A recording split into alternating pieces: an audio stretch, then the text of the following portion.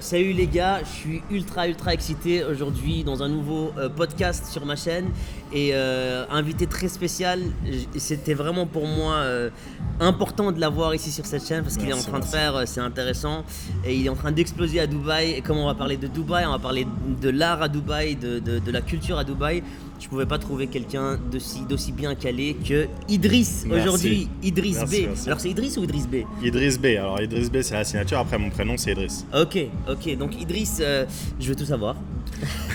Du début, de la naissance, de la maternelle. Ça va être un très long podcast. Non, mais alors moi, je voulais remercier Dubaï Tourisme, nos amis, Nabil, donc Nabil qui m'a parlé de toi et qui a fait en sorte que tu puisses venir dans ce podcast. Et voilà, on va commencer par tes origines. Ok, alors moi, je suis franco-tunisien. Okay. Ma mère, elle est française et mon père, il est tunisien. Plus ou moins 100% des deux côtés. Donc mon père est 100% tunisien, ma mère est 100% française. Okay. Depuis pas mal de temps. Après, en Tunisie, on a des origines turques, comme la plupart des Tunisiens. Ah ouais, je savais pas bien ça. sûr, à 6-7 générations, l'Empire ottoman, il a fait ouais. pas mal de choses. Donc, Ouais. Voilà, on est tunisien, mais bien sûr, il y en a beaucoup qui sont d'origine turque. D'accord. Et après, né et grandi en France. Jusqu'à 4 ans, j'ai grandi en Arabie Saoudite. Ok. Avec mon père, avec mes parents, mais surtout dû à mon père qui allait là-bas en fait beaucoup pour le boulot. Ouais. Et après, j'ai quitté la France à 18-19 ans pour aller en Chine. Seul. Alors tu es la deuxième personne sur cette chaîne qui a quitté la France pour la Chine. Ouais, qui est un super pote à moi, Alex, on te salue. Ouais. Mais attends, donc à l'âge de 18 ans, donc c'était en quelle année? À 19 ans, alors 19 ans. c'était, j'ai 34, c'était à 15 ans, donc c'était en 2005, 2005-2006. Il y avait quoi en 2005-2006 Il y avait rien. en Chine? Il y avait rien, il y avait Skype. Il y avait Skype qui marchait. Il y avait même pas YouTube. Qui marchait, c'était même pas encore censuré tellement. Ouais. À l'époque, Facebook, je crois que n'était pas censuré.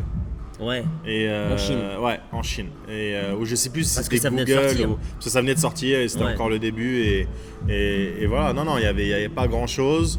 J'ai fait d'abord 2 ans à Shanghai et après je suis parti dans le sud à Guangzhou où j'ai rencontré justement Alex au tout début. T'avais un plan ou est-ce que c'était une mode? Non, alors à la base, moi j'ai fait des études de commerce international. Ouais. Et un BTS, et en fait on devait faire un stage de 2 mois, et donc j'ai trouvé une société espagnole où j'ai pu faire mon stage. Je suis resté 3 mois et demi et j'ai adoré, j'ai tout fait pour rester là-bas. Finalement ma mère m'a dit non, ce serait mieux quand même de revenir finir ton diplôme. Donc, je suis revenu en France, j'ai pris mon diplôme et après je suis reparti le lendemain. Wow. Et je suis parti là-bas Sans à la base. Ouais, sans plan, non. En fait, je connaissais déjà parce que j'avais déjà fait 3 mois. Ouais. 3 mois et demi même. Et donc, je connaissais déjà la ville, etc. Et puis, à cette époque-là, il n'y avait pas tout ce qui était Internet et tout. Donc, le plus important, c'était de le savoir en vrai. Ouais. De connaître le quartier, etc. Je savais combien ça coûtait. Je m'étais préparé un petit peu. J'avais bossé, j'avais économisé. Et je suis allé là-bas et il y avait de la demande. Il y avait de la demande pour des gens, pour travailler, etc. Okay. C'était encore le début. Ouais. Personne n'allait en Chine. Donc moi, après, j'avais eu des clients. Moi, à la base, j'ai travaillé dans le textile. D'accord. Donc à la base, je travaillais dans le textile. Je travaillais avec les licenciés de Garfield, de Hello Kitty. Et donc, ils avaient des commandes à faire. Et moi, j'étais chargé de la production là-bas en Chine. D'accord. Donc voilà, c'est comme ça que j'ai commencé. Au fur et à mesure, après, je suis descendu à Guangzhou, donc qui est dans le sud canton. Ouais. Et là-bas, je suis resté 13-14 ans. Dans la même industrie. Dans la même ville et dans l'industrie. Alors à ce moment-là, c'est mon vrai métier maintenant. C'est toutes les sculptures et les décorations pour les marques. Ok. Donc c'est plus ou moins mon premier métier. Ouais. Et après, j'ai déménagé ici à Dubaï et je me suis lancé sur mes propres sculptures à moi. Après, ce que je faisais, alors vraiment au tout début, c'était dessin et feutre. Et je faisais les couleurs au feutre, etc. Et le background de fashion, il t'a permis... le background de fashion m'a ramené tout ce qui est technicité. D'accord. Parce que dans un t-shirt, c'est pas compliqué de faire un t-shirt, sauf qu'il y a près de 15 points de mesure. Ouais. Donc si le col est trop grand, si l'épaule d'un côté est trop... technique, oui. Voilà, donc ça se joue à quelques centimètres. Mais je veux dire, t'as fait des études de business international qui n'ont rien à voir avec le dessin. Le dessin, Non. est-ce que ça a été quelque chose Non, que le dessin, t'avais... c'était quelque chose que j'avais de base. Ok, donc Ouais, c'est ça le début de Ouais, l'histoire. non, en fait. Ok. le tout début, c'était vraiment ça. C'est quoi, à l'école, sur les cahiers? Ouais, comme la plupart des... Il y a toujours un mec dans une classe qui fait que de dessiner. Ouais. Bah c'est moi. Ok. Je faisais que de dessiner, j'écoutais, mais je faisais que de dessiner tout le temps. Et ça, c'est moi en fait, parce que ça m'ennuyait un petit peu. Ouais. Et en fait, je passais mon temps à faire que du dessin. Et voilà, et la prof me demande un truc et je lui réponds parce qu'en fait, j'écoute en même temps. Ouais. Donc, j'avais de la chance d'avoir voilà, une facilité j'enregistre pas mal de choses, mais ça m'ennuyait, donc je faisais que du dessin. Et quand j'étais petit, bon, je pense qu'il y en a plein qui ont voulu faire ça, mais quand j'étais petit, moi j'étais fou amoureux des Disney et je voulais faire dessinateur pour Walt Disney, clairement. Ah ouais. Clairement, ouais, de base je voulais faire ça, donc j'ai fait, je sais pas, des milliers de dessins du Roi Lion, d'Aladin. Waouh, tu les as encore? Ouais, je les ai encore. Ok. Ouais. Et ce serait bien de faire un throwback. Ouais, ce serait. Ouais, il faut que je les retrouve, mais ouais, parce que c'est sympa, parce que les gens voient, on saute des étapes, mais les gens voient tes statuts aujourd'hui qui font le buzz partout dans le monde. Mais ce serait bien de voir comment ça a commencé. Bah ça a commencé avec un dessin. C'est drôle. Et puis c'est vrai que après je suis parti en business international parce que c'était un peu naturel. C'était bon. C'était le safe, le truc safe. Ouais, c'était le truc qui me venait normalement. Voilà, en France, on fait toujours un peu de business à droite à gauche, on vend, on achète. Moi, je vendais des CD vierges. Ah, tu faisais ça? Ouais, bien sûr. En France, la taxe 1,20€ le CD vierge, je les achetais en Allemagne, 30 centimes, voilà. Je pense qu'il y avait un truc, j'ai entendu un podcast avec Richard Branson, il avait aussi commencé à imprimer des vinyles et les vendre, il les prenait de Grande-Bretagne, il les vendait en France et c'était illégal. C'est comme ça qu'il avait commencé aussi. Moi, je sais que j'ai fait énormément, je suis resté pendant des années à faire de l'argent grâce au CD vierge, clairement. Parce que à ce moment-là, c'était 1,20€ la taxe en France sur le CD vierge par CD. Et moi, je me rappelle, je les achetais en Allemagne à 30 centimes le CD. Wow. Et livré à la maison, donc je les vendais par centaines. Pourquoi ils étaient taxés Parce qu'en France, ils aiment bien taxer. Waouh, juste comme donc ça. Voilà, et en Allemagne, apparemment, ils aimaient pas trop taxer les CD vierges, donc c'était bien, ça m'a permis de faire tout mon argent de poche pendant des années. Quoi. C'est bien, mais on fait ce qu'on Donc il y avait ce côté-là, business. Moi, j'ai organisé des soirées pour les Asiatiques. Bah voilà. Quand j'avais 18 ans, j'ai des soirées asiates. J'avais aucun pote asiate, mais je savais que c'était une niche. Si Anne-Fils allait se ramener, je sais que tous ses cousins vont se ramener. Tout le monde, et voilà. Et c'est comme ça que j'ai payé mon permis de conduire. Et bah voilà, tu vois. Donc, non, je pense qu'en Europe, on arrive à. Il y a ce côté. Ça, en anglais, ils disent hustling, tu vois. Il y a vraiment ce côté-là. Ce qui est différent des Américains ou autres, parce que eux, c'est soit tu hustles du braquage ou de la drogue ou autre, soit t'es riche. Ouais. Alors qu'en Europe, je trouve que tout le monde l'a plus ou moins fait. La classe moyenne. Bah, moi, j'avais pas demandé de l'argent à mes parents. Voilà, c'était déjà moyen, comme on dit. J'ai pas à me plaindre, mais voilà, j'avais pas demandé de l'argent à mes parents. Et donc voilà, on est tous passés par organisation de soirée, vendeur de CD. Et après, en fait, j'ai commencé à voyager de plus en plus, surtout sur les États-Unis. Et je partais de plus en plus de Chine. Donc après, avec la famille, c'était un peu compliqué. Je suis marié, j'ai 2 enfants. Ah ouais, ok. Ouais. Et donc eux, ils sont restés. Donc eux, ils restaient en Chine. Et moi, j'étais 60-70% du temps hors de Chine. Parce que pour aller aux États-Unis depuis la Chine, c'est 16 heures, 18 heures de vol. Donc j'y allais pas pour 2 jours. J'y allais pour 2-3 semaines. Je faisais la tournée, etc. Et donc on s'est dit, allez, on va à Dubaï. Dubaï, c'est au milieu. En un vol, on peut être partout dans le monde. Donc c'est comme ça que ça s'est plus ou moins lancé. Mais t'étais encore en train de travailler avec le milieu du luxe ? Ouais. Ok. C'était il y a 2 ans. D'accord. Et entre-temps, en fait, j'ai eu une maladie et je suis resté bloqué. J'ai eu la goutte. Je sais pas si tu connais. Oui, bien je connaissais sûr. pas moi avant de l'avoir. C'est uric acid, non ? Voilà, exactement. Okay. Exactement. Ouais. Et en fait, j'ai été bloqué pendant presque un mois au lit. Ah ouais ? Et tu peux tomber au lit si t'as la goutte. Ah bah en fait, moi je pouvais plus poser le pied par terre. Tu manges beaucoup de viande rouge. Alors je mangeais beaucoup de viande rouge. Ouais, c'est c'était après un trip à New York où c'était Restaurant Week ou Restaurant Month. Donc à New York, à un moment donné, c'est $35. Quel est le mieux à faire pour $35 ? C'est Steakhouse. Faut savoir que behind the scenes, il m'a dit que tous ses potes étaient des chefs. Le mec, il est gâté, quoi. Voilà. Ouais. En plus, à New York, on marche énormément. Ouais. Parce que c'est toujours. Ça va plus vite quand tu marches. C'est toujours en embouteillage, etc. Ouais. Donc on marche énormément. Donc ça, plus ça et pas beaucoup d'eau, fait que l'acide uric acid, il monte énormément et bam, ça bloque. Et tu le sens dans les pieds d'abord, je pense. Ah bah c'est le gros orteil direct, j'ai la un grosse pote qui a eu phalange. ça, ouais. Ah mais ça, c'est net, hein, on dirait qu'on t'a pété le pied. Ouais. Et donc tu ne peux plus poser le pied par terre. Ouais. Enfin, un drap, on dirait qu'on t'a mis un coup de couteau. Waouh. Donc non, c'est vraiment un gros truc. Donc parce depuis, je bois beaucoup d'eau. Moi j'ai l'acide urique qui est pas trop élevé, il est juste élevé, mais j'ai coupé tout ce qui est vin rouge et tout ça. Non, faut faire attention de surtout boire énormément. Ouais. Après, c'est que donc moi maintenant je le vérifie tous les 6 mois. Ouais.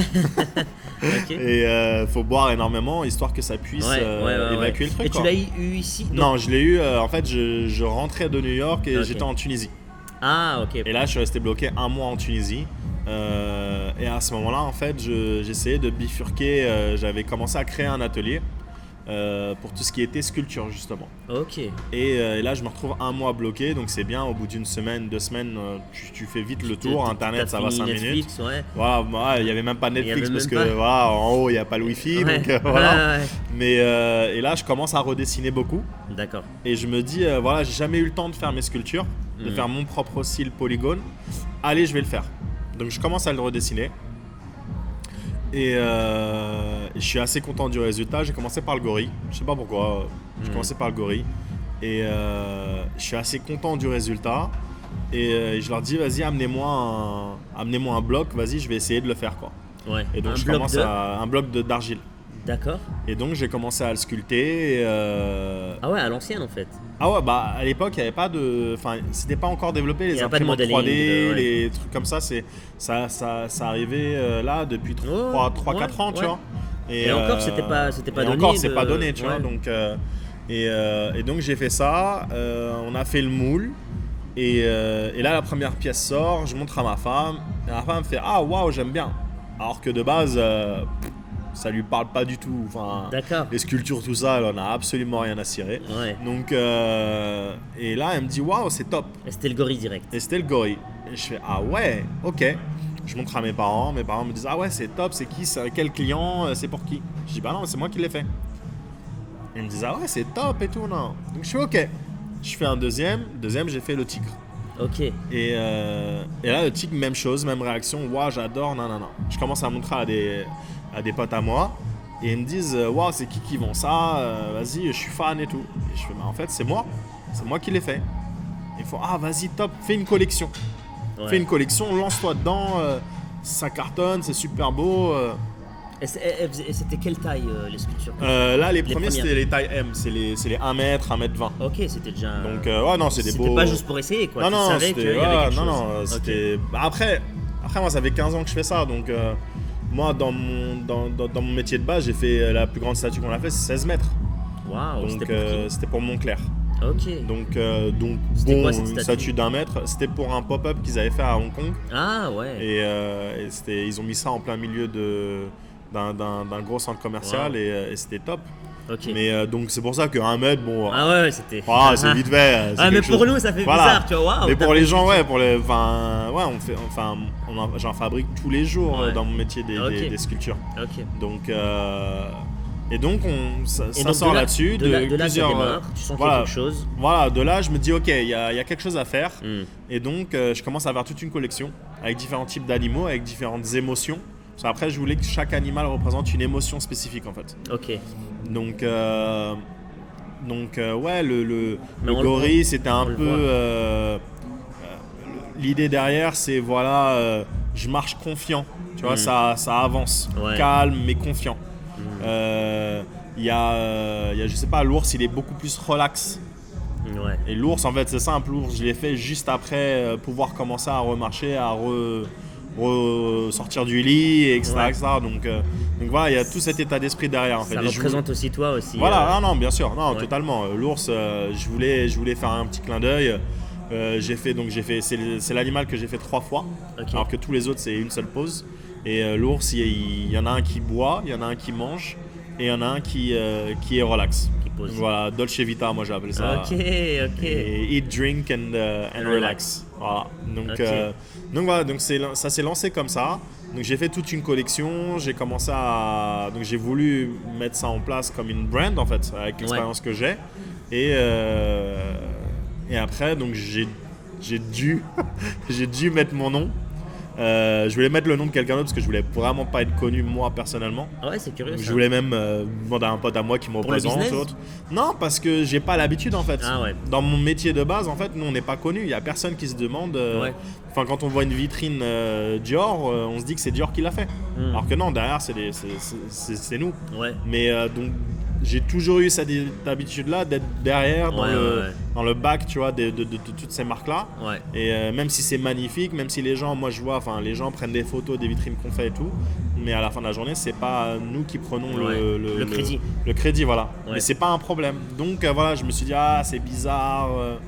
Et puis encore une fois, on vient de Chine. Moi, j'ai pas l'habitude. Il y a pas d'Instagram, il y a pas de Facebook, il y a pas tout ça. T'es pas dans ce monde de on l'image. n'est pas dans en ce fait. monde-là de l'image. Ouais. Et puis bon encore une fois, ma femme elle me dit, c'est toi qui les décides, c'est toi qui les sculptes, c'est toi qui les fais. Ouais. À un moment donné, si tu mets quelqu'un d'autre, ça va être bizarre. compliqué pour Ouais. les interviews, Ouais. pour tout ça. Ouais. Donc je dis ok, bon, on va y aller. Donc voilà, donc c'est comme ça que ça a Ok. vraiment commencé. Et après, on a déménagé à Dubaï.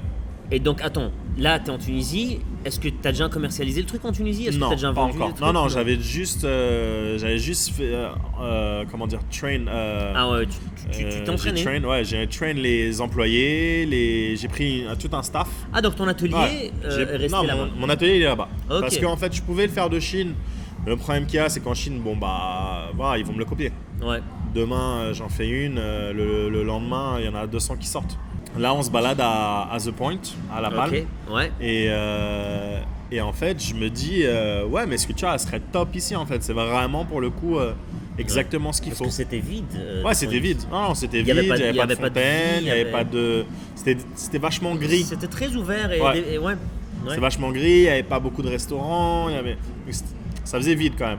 Et donc, je vais voir le mec des informations et je lui dis voilà, je suis un artiste, voilà ce que je fais.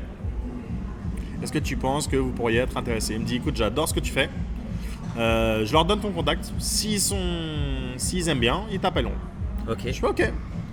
Et en fait, le lendemain matin, j'ai un coup de fil de la manager marketing de là-bas, Chantal, si tu nous écoutes. Ça va très très vite à Dubaï.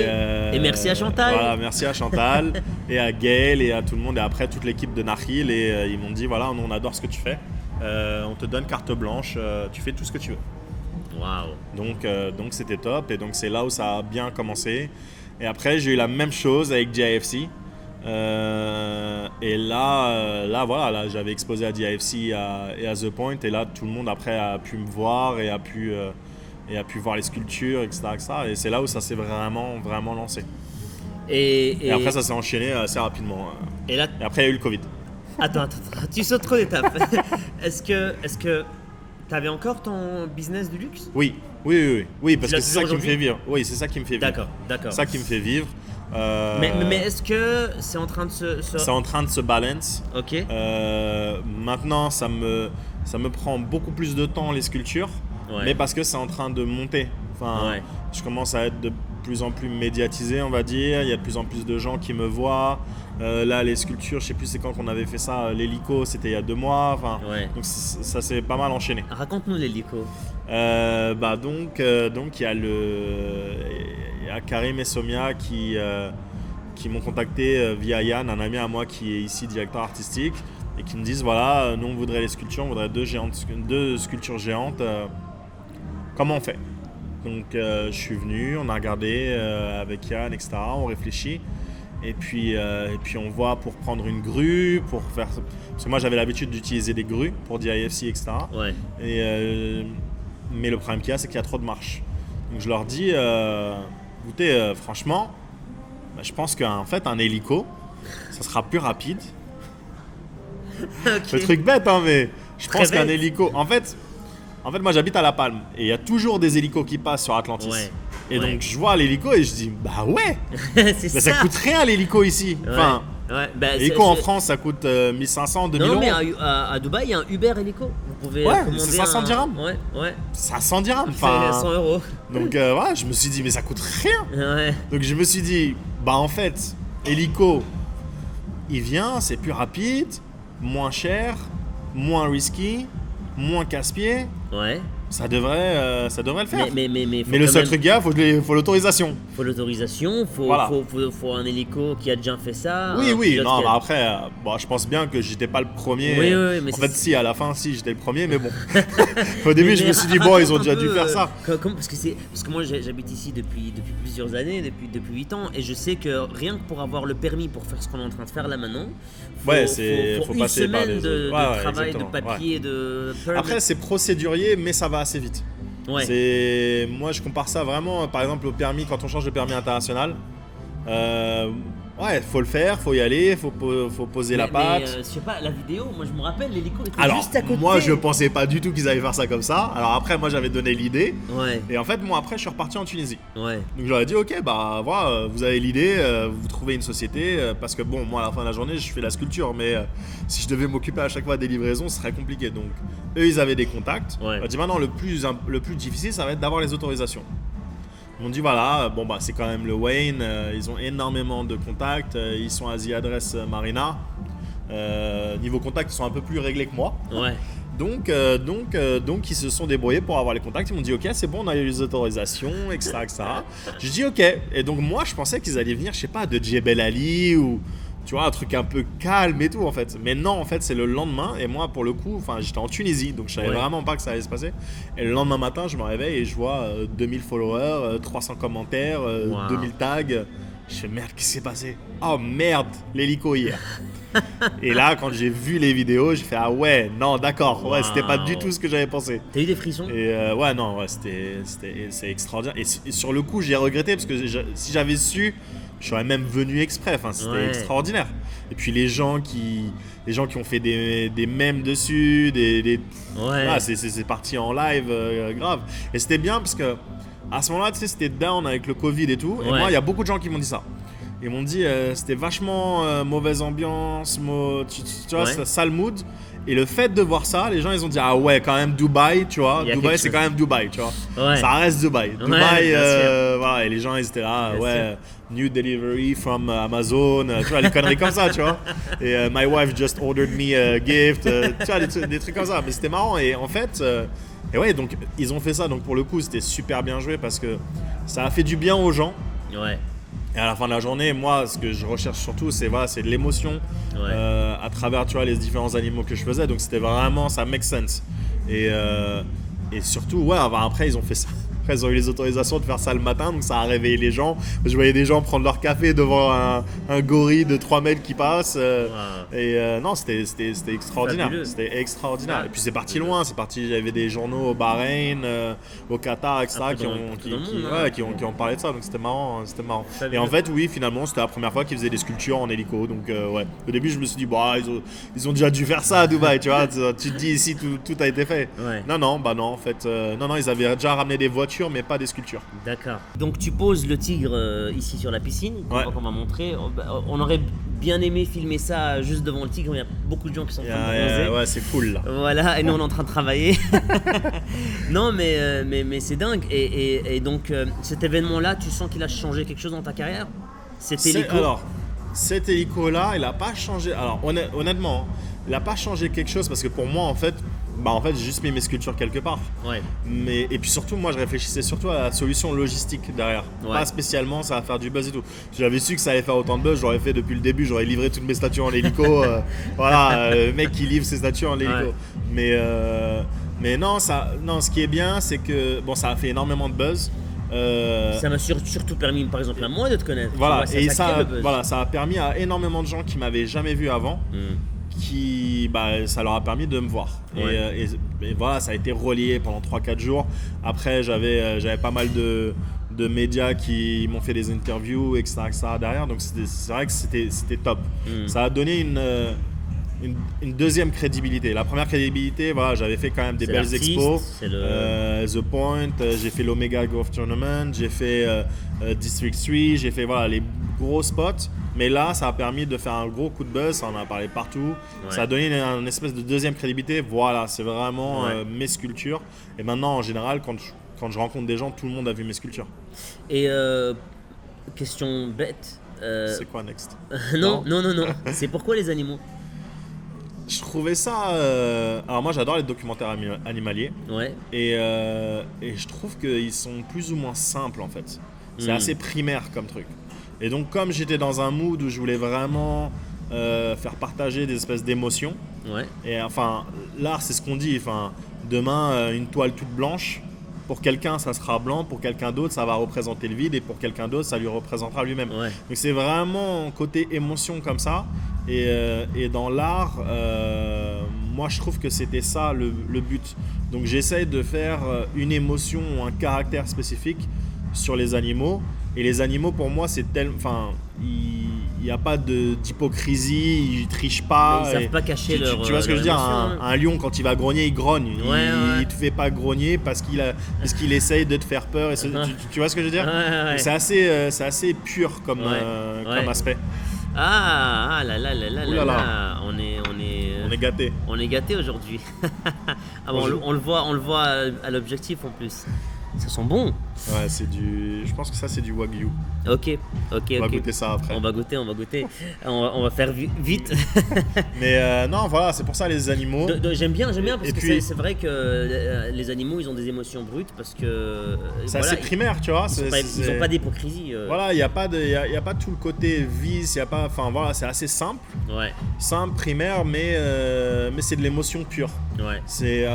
Et puis je sais pas, chacun, tu sais, tout le monde a un animal préféré. Ouais. Inconsciemment. Ouais. Tu vois, il y a des gens qui adorent, je sais pas, les éléphants, il y en a. Donc je voulais vraiment faire ça pour tous les différents types de personnes. Ouais. Et chacun, pour le coup, tout le monde a un animal différent de mes sculptures qu'il adore. Il y en a qui adorent le tigre, il y en a qui adorent le croco, il y en a qui adorent le mammouth, il y en a qui... Voilà, c'est des choses différentes suivant les gens. C'est vrai qu'il y en a pour tous les goûts. Et ça parle à chacun différemment. Ouais, c'est vrai. Donc, bah moi pour le coup c'est le tigre. Je sais pas pourquoi, j'ai toujours aimé le T'as pas tigre. vu mon lion encore? Ah ouais, non, pas encore. Non, le lion il va arriver. En bateau. Il va arriver bientôt. Non, il va arriver bientôt. Non, en fait ce que je fais c'est que en fait à chaque nouvelle grosse expo, chaque nouveau gros event, je sors un nouvel animal. D'accord. Et donc en fait, j'ai une expo à New York qui est préparée depuis 1 an. Ok, waouh. Sauf qu'avec le Covid, tout a été plus ou moins bloqué. Je pourrais le faire demain, mais le problème qu'il y a, c'est qu'on ne pourrait pas faire d'event. Ouais. Ce serait dommage.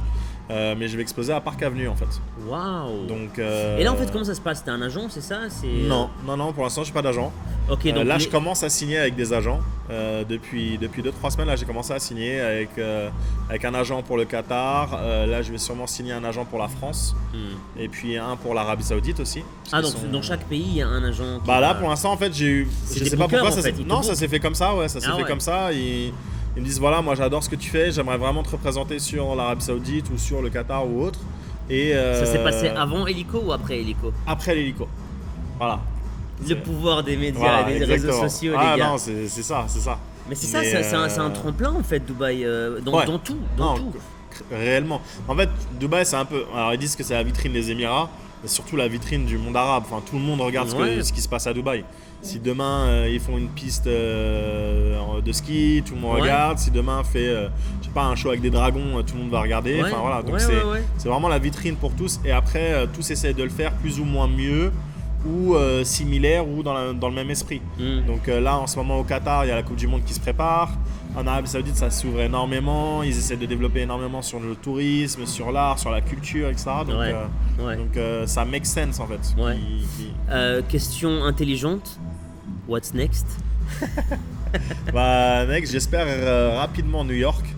New York parce que ça va être quelque chose aussi. Ça va donner une grosse crédibilité à l'international. Ouais, parce que New York, bon, Dubaï c'est cool, mais New York c'est quand même une plateforme d'art. Ouais, et puis c'est Park Avenue, hein. C'est pas n'importe où. C'est Park Avenue, c'est des gens ultra calés en art et culture. Exactement. Donc New York, le prochain. C'est facile à scaler ton business ou c'est pas quelque chose qui t'intéresse? Par rapport à quoi, genre Par rapport à que ça devienne exponentiel et qu'au lieu d'avoir un lion, t'en as par exemple 50 et que, tu vois... Ouais, mais ça m'intéresse pas. Ça m'intéresse pas parce que je veux... Alors j'ai essayé de le faire... Alors moi les sculptures, j'essaie de les faire les moins chères possibles. Moi ça commence à 2000 € en taille S. Et c'est custom, donc c'est la personne a choisi les différentes couleurs. Si les yeux on aime du bleu, on veut du bleu. Enfin voilà, je suis parti dans une direction où voilà, je voulais que le client n'achète pas juste quelque chose qui soit beau. Et voilà, c'est beau, je l'ai acheté, ça coûte 30 000 balles et voilà. Non, le but, c'est que surtout maintenant avec le confinement, les gens ils ont appris que chez eux c'est ultra important. Donc j'ai eu pas mal de gens justement grâce ou à cause du Covid qui m'ont dit voilà, comme on pouvait pas sortir, moi voilà, je vous donne une statue pour mon jardin, un truc là. Ouais. Et en fait voilà, je voulais vraiment que ça soit pas l'objet art de base précieux où les gosses peuvent pas toucher. Enfin moi j'ai 2 petits. Le premier truc qu'il fait, mon grand, c'est que quand il arrive, il monte sur le gorille. Enfin, c'est un gosse, il a 5 ans, c'est la base. Enfin, moi, je me suis déjà pas trimballé à la pointe et j'avais 3 gosses sur l'ours. Concrètement, enfin voilà. Et ça va, il tient bien. Ah non, il tient. Je les ai fait en fibre. En fait, c'est en fibre de verre et résine. Donc c'est vachement résistant en fait. C'est comme certaines parties de voiture. Ah ok, mais est-ce que c'est lourd ? Non, c'est pas lourd. Justement, je les ai fait En fait, en général, les artistes le font en résine. Et en fait, ça devient super lourd et fragile en fait. Donc dès que ça tombe, ça casse. Alors que moi, en fait, ça va absorber le choc. D'accord. Et moi, je les ai fait le plus léger possible pour que, voilà, si on a envie de déplacer la sculpture du jardin au salon, il n'y a pas besoin d'appeler toute une équipe qui vienne, que ça coûte 2 000 € et voilà. C'est pas ça le but. Le but, c'est que vraiment les gens s'approprient cette pièce en fait. Petit conseil, va falloir élever tes prix. Hein. Tu deviens une célébrité. Ouais, mais moi, vraiment le but, c'est vraiment ça. Après, si ça part en stock et qu'après ça surenrichit et etc. Mais t'as quand même beaucoup de demandes là maintenant. Est-ce que tu arrives à... Non, j'arrive à gérer. En fait, j'avais fait en sorte qu'en fait je prépare 3 pièces de chaque animal juste avant la peinture. Parce que chaque peinture et chaque pièce est unique. Donc j'ai réussi à faire ça en fait. Et donc ça permet à ce que le client aussi soit surpris quand je lui dis voilà, dans 2 semaines c'est livré. Et il fait waouh, mais c'est pas possible. Parce qu'en général, c'est des 2 mois, 3 mois d'attente, etc. Non, moi, en 2-3 semaines, c'est livré, ça arrive, etc. Donc, les gens adorent. Je vais faire vraiment un truc vraiment un peu différent des trucs de base. La mienne arrive quand ? La tienne, elle arrive je sais plus si tu avais cliqué sur order. J'ai rien cliqué du tout. Ah, c'est pour ça. C'est pour ça, ça n'a pas mis dans le j'attendrai d'avoir une villa parce que je pense que tes pièces méritent d'avoir un espace assez ouvert pour que la pièce respire bien. Et que... Non, après là je suis en train de travailler sur des nouvelles choses, j'ai pas mal de collabs qui arrivent et donc ça va permettre aussi de faire vraiment je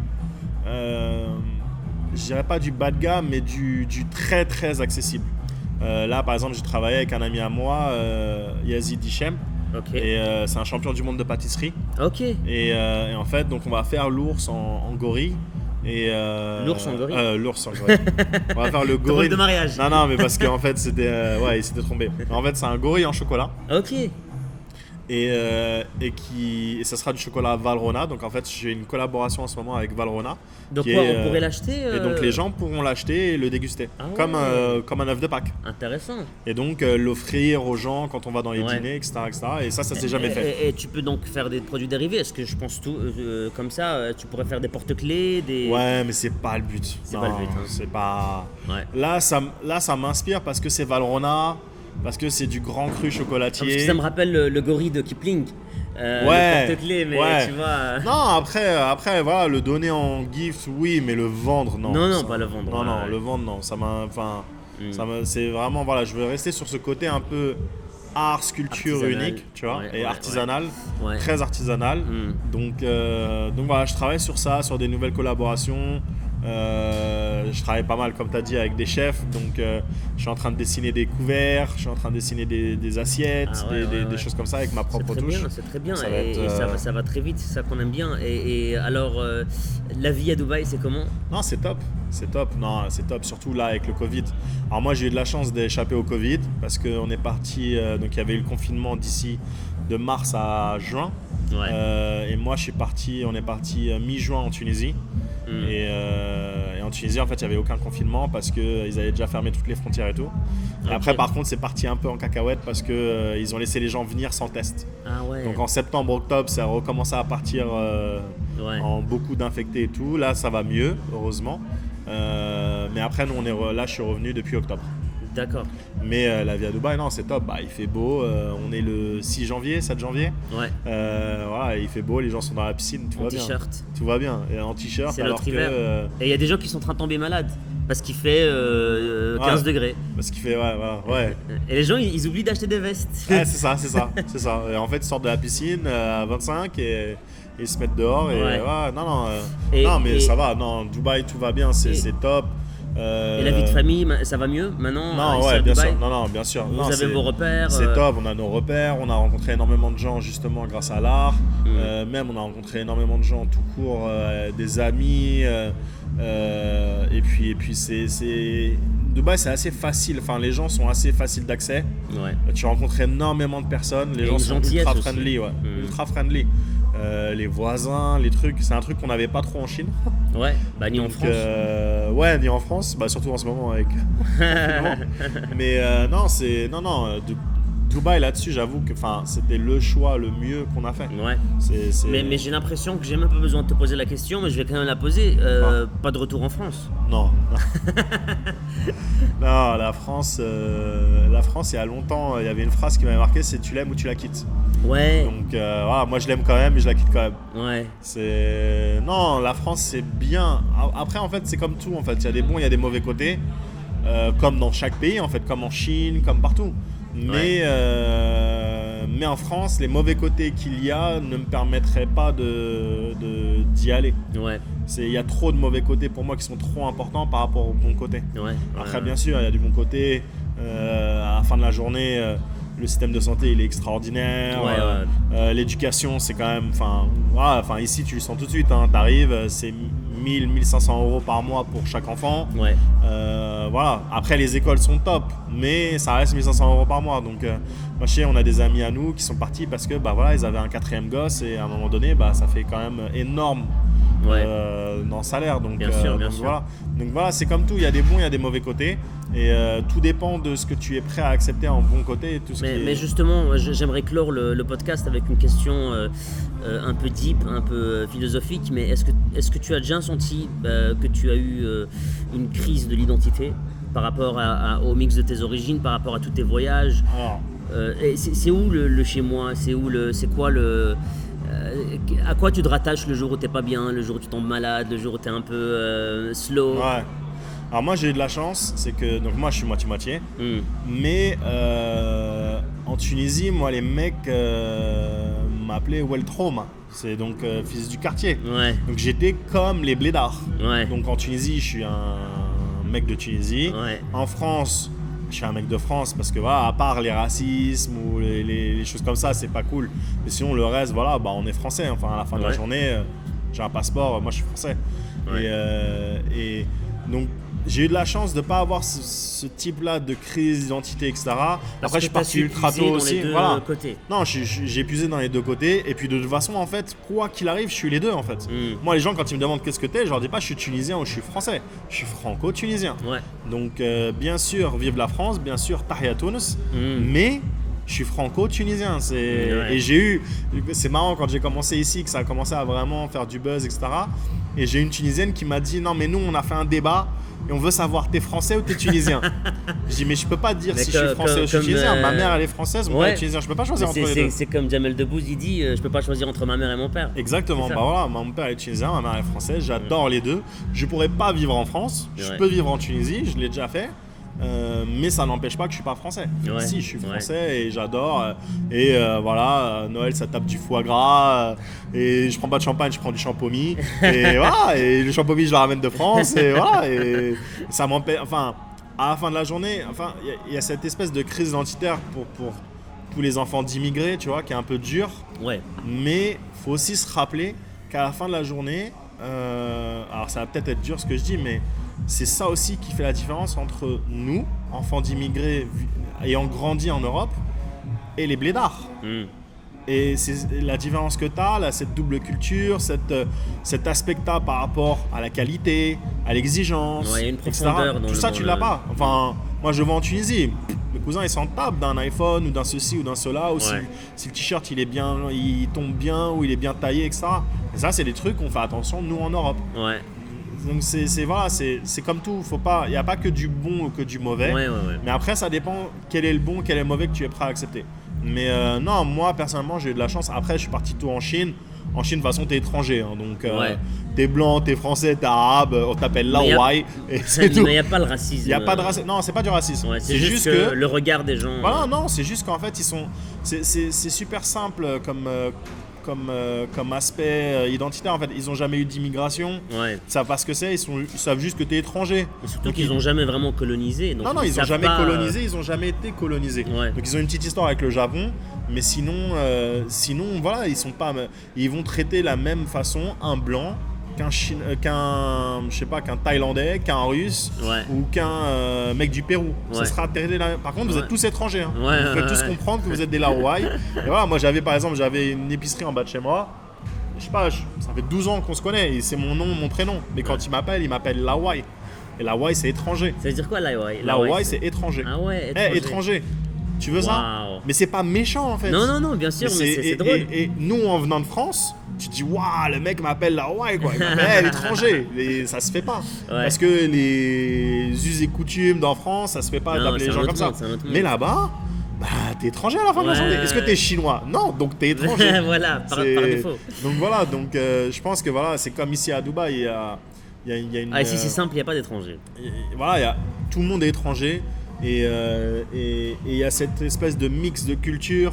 Moi j'ai des potes à moi, ils parlent hindi. Alors que c'est pas des Indiens. Et parce qu'ils ont appris, parce qu'ils ont eu des copines qui sont indiennes, donc voilà, il y a cette espèce de mix. Et il faut prendre un petit peu de chaque truc et en faire le mieux. Je pense que c'est ça le plus important. Écoute, j'ai pas envie de finir ce podcast, mais il faudra bien le finir. Mais tu es quelqu'un d'inspirant, tu es quelqu'un. Tu sais ce que j'aime chez toi, c'est que j'ai l'impression que tu aimes partager. Et que tu gardes pas les choses pour toi, tu gardes pas les expériences pour toi, et ça c'est ultra intéressant et important, je trouve. J'essaye au maximum. C'est un niveau de maturité qui est rare, et je te félicite pour tout ce que tu as fait, et c'est vraiment mérité. Moi je le vois, il y a des gens qui arrivent à des endroits, ça semble facile, mais c'est beaucoup de travail derrière, c'est beaucoup d'expérience, beaucoup de relationnel, beaucoup de nuits sans dormir, et je suis sûr que tu es passé par là. On n'a pas eu le temps de parler de tout ça, mais voilà, félicitations mec. Merci. Et ce qui me fait plaisir, c'est que t'as pas juste créé le buzz, mais il y a quelque chose de plus qui va venir après. Non, c'est que le début. Donc voilà. On est fiers de toi. Merci. Vraiment, je suis ni tunisien ni français, mais je me retrouve dans ton discours et voilà. Merci félicitations beaucoup. Mec. Merci beaucoup. Allez, les gars, merci d'avoir suivi. N'oubliez pas de vous abonner à la chaîne, de mettre vos likes, les commentaires, et on se voit dans le podcast qui va venir dans une semaine. Et n'oubliez pas d'aller suivre Idriss sur son Instagram, Idriss B. Idriss B.com. Voilà, Idriss B.com, et acheter ses œuvres avant qu'il augmente les prix, comme je viens de lui conseiller. Allez, ciao les gars. Merci, ciao. Bye.